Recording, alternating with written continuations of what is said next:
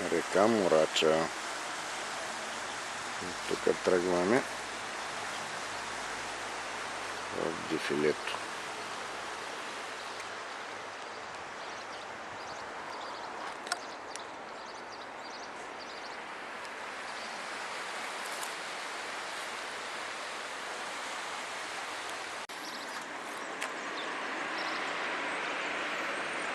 Минаваме през покрай каньона на река Тара. Ние не го виждаме, то се ходи специално там с туристически раници, пеша, но този каньон е известен, че е втория каньон в света след каньона в Колорадо, Съединените американски щати. 900 метра. Моя дълбочината. 900 метра му е дълбочината, което е нещо уникално.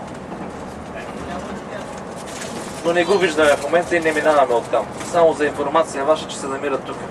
А река Тара е известна в Европа като сълзата на Европа. Тя е една от най-чистите реки в Европа.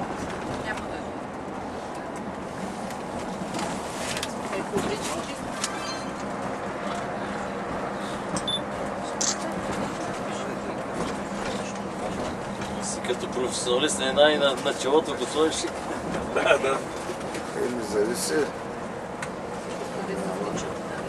Посещава на моето място, къде да снимаш, ела?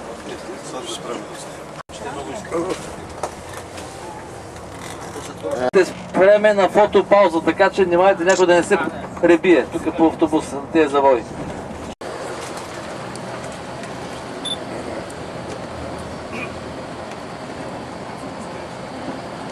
Не ми се събира.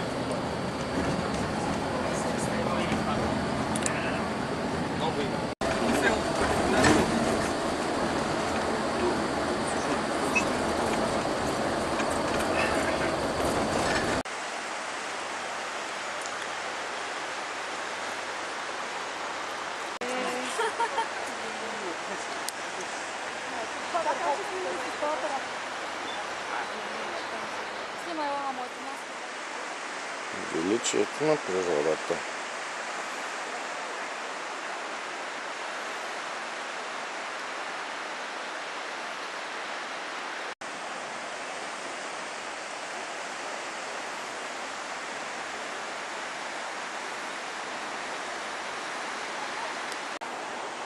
Камъкът прояден от дъждовете.